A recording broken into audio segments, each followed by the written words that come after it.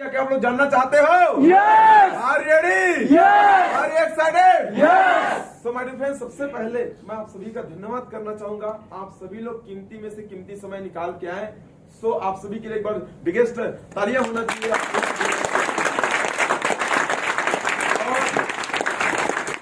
कितने लोग पहली बार यहाँ पे आए हैं? Please rise your hand. कितने लोग पहली बार यहाँ पे आए हैं फंसने के लिए? है ना, फंसने के लिए हाथ पर करिए। फंसाएंगे नहीं, टेंशन मत लो, है ना।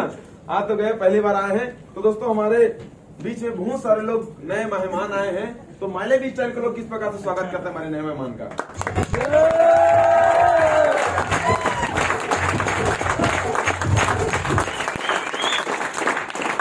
ऐसे में मजा नहीं आएगा, आवाज पूरी जोर से होना चाहिए, जोर से जोर से।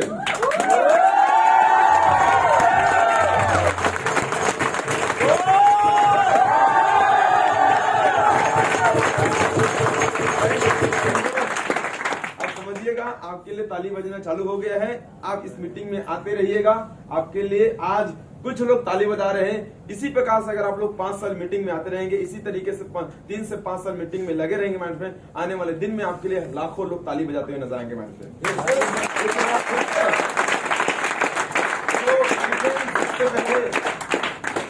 मैं अपना इंट्रोडक्शन बताना चाहूंगा। मेरा नाम डॉक्टर रोशन साहू है। बेसिकली सुंदर सा गांव है, ग्राम सलोनी में, वहां से बिलोंग करता हूँ।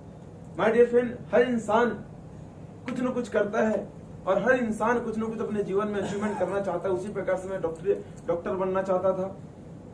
मेरे कोई कोच नहीं थे, तो मुझे एक गांव का एक चाचा जी है जो पढ़ा लिखा है, डीएड बीएड की पढ़ाई किया हुआ था। वो मेरे बोले कि यार डॉक्टरी कर लो यार, है ना, तो अच्छा खासा आप आगे बढ़ जाओगे। तो उस समय पीएमटी का होता था, तो उस समय मेरे को बताया नहीं, लेकिन मेरे को बोले कि कुछ न कुछ अगर और कुछ जुगाड़ होगा तो कर लो करके। फिर मुझे बताया गया कि एक जो अल्टरनेटिव मेडिसिन है, उसके थ्रू आप बीएमएस की पढ़ाई कर सकते हो। फिर मैंने अल्टरनेटिव मेडिसिन से ईएचपैथी से मैंने बीएमएस की पढ़ाई किया। फिर मैंने साथ ही साथ में मैंने लगे यार चलो हो जाएगा करके, फिर मैंने पीएमसीसी की पढ़ाई किया पैथोलॉजी कोर्स से। उसके बाद फिर मैंने बीएससी की पढ़ाई किया। और ये सारा चीज करने के बाद मेरे फ्रेंड मैं डॉक्टरी कर रहा था। 1.5 साल मैंने जॉब किया एमएमयू में, राष्ट्रीय मोबाइल मेडिकल यूनिट में। उसके बाद मुझे समझ में आया कि यहाँ पे मेरा जीवन सिर्फ गुजर रहा है। मैंने बोला 1.5 साल मैंने लगा दिया, लेकिन मैं पैसा बचा नहीं पा रहा हूँ, ना अपने लाइफ को एंजॉय कर पा रहा हूँ। मैं 30 के 30 दिन वहाँ पे ड्यूटी जाना पड़ता है, वहाँ पे मुझे रहना पड़ता है, घर द्वार को छोड़ के रहना पड़ता है। मैं घर का इकलौता लड़का हूँ। ऊपर से मैं एक जगह में हूँ जहाँ पे अधिकतर लोग डरते हैं जाने के लिए, नक्सलाइट एरिया। जानते नहीं जानते? नक्सलाइट एरिया में मेरा पोस्टिंग हुआ था। अम्बागढ़ चौकी, मानपुर मोहल्ला।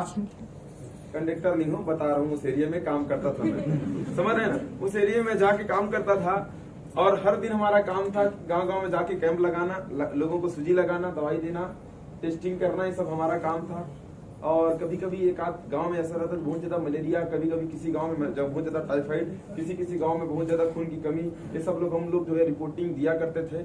1.5 साल ऐसा गुजर गया मेरे फ्रेंड। उसके बाद फिर मैंने सीसीएल लिया कि मुझे जॉब छोड़ना है। फिर मैंने जॉब डिजाइन कर दिया। अपने ही सेम नाम के एक दोस्त है देवांगन जी, मेरा नाम रोशन साहू है, उसका नाम रोशन देवांगन है। मैंने रोशन देवांगन को उसको दे दिया। फिर मैं सोचा कि यार मेरा खुद का क्लिनिक खोलना चाहिए। मुझे समझ में आया कि अगर मैं नौकरी कर रहा हूँ तो 9 से 10 रुपए कमा रहा हूँ, अगर मैं खुद का क्लिनिक खोलूंगा तो मैं इससे ज्यादा पैसा कमा सकता हूँ। फिर मैंने मेढ़ा में क्लिनिक डाला और मेढ़ा में क्लिनिक डालने के बाद मैं रोज अपने घर से आवागमन किया करता था और रोज पैसा कमा लिया करता था। लोग जो है आते थे मेरे पास में, दवाई गोटी देता था, इंजेक्शन लगाता था, जो भी पैसा बनता था मेरे को मिल जाता था। और ऐसा करते करते चल रहा था लाइफ, लेकिन मजा नहीं आ रहा था लाइफ में। टेस्ट नहीं था, वेस्ट जा रहा था लाइफ। मुझे ऐसा लग रहा था क्योंकि मैं शुरू से ड्रीमर व्यक्ति हूँ। मैं कुछ अपने लाइफ में कुछ बड़ा करना चाह रहा था। सो मैं एक दिन मेरे साथ में एक हादसा हुआ जो मेरे को बिजनेस में आने के लिए झकझोर दिया। और इस प्रकार से प्रोग्राम में तो आ तो गया था, लेकिन मैं अपने इस काम के लिए सीरियस नहीं था।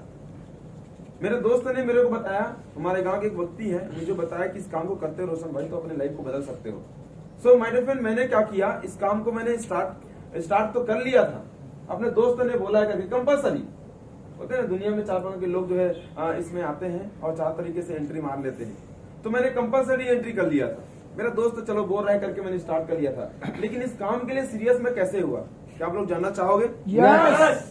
Hello, Yes. जानना चाहोगे? Yes. माय डियर फ्रेंड, मैं जब इस काम को मैं नहीं कर रहा था, मतलब काम तो स्टार्ट कर लिया था लेकिन इस काम के लिए सीरियस नहीं था। लेकिन एक दिन हुआ क्या, मैं एक दिन क्लिनिक जा रहा था और क्लिनिक जाते जाते हुआ क्या, मेरे साथ में एक हादसा हो गया। नजर हटी तो दुर्घटना घटी। मेरे साथ में नजर हटी, दुर्घटना घट गई। मैं, है ना, गाड़ी पर मेरा ध्यान, रास्ते पे ध्यान नहीं था, मैं सीधा घुस गया सीधा नाले में। और घर के लड़का हूँ मैं, है ना, जाके घुस गया और उधर एक उलान बाटी खाया, है ना।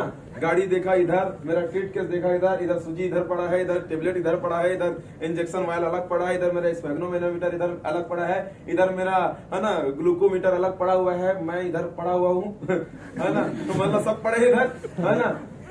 मैं हेलमेट पहना था, मैं वाला बच गया, मेरे को कुछ नहीं हुआ। मैं हेलमेट पहना हुआ था, ऐसे उलान बाटी खाया, मेरे को कुछ नहीं हुआ। लेकिन जब मैं उठा तो देखा तो मेरा गाड़ी का जो साकप था, दोनों साकप वो मुड़ चुका था। गाड़ी चलने लायक नहीं था। उसको उठाया गया, उसको उठा के फिर से उसको अपने दोस्तों के साथ बुला के उसको मैं उधर से लेके गया, बनाने दिया। लेकिन जब मैं क्लिनिक में बैठा था, मैं, क्योंकि पेशेंट लोग इंतजार कर रहे थे, मैं जल्दी में था, ध्यान नहीं दे पाया। उन लोगों का ट्रीटमेंट किया, उसके बाद फिर मैं क्लिनिक में बैठा था। फिर मेरे दिमाग में एक क्वेश्चन आया कि रोशन, अगर इस समय अगर हेलमेट नहीं पहना रहता तो तेरा क्या होता? अगर मर जाता तो क्या होता? तेरी फैमिली का क्या होता? तू बचपन में बड़े बड़े सपने देखे थे, उसका क्या होता? तो यहाँ पे आया, जीवन मिला है, अगर ऐसे ही चला जाता तो तेरा क्या होता? ना तेरा कोई पहचान बना है, नहीं तेरा कोई नाम है, नहीं कोई तेरा कुछ ऐसा कुछ हुआ नहीं है, जिंदगी तू जिया नहीं है, तो ऐसे ही चला जाता।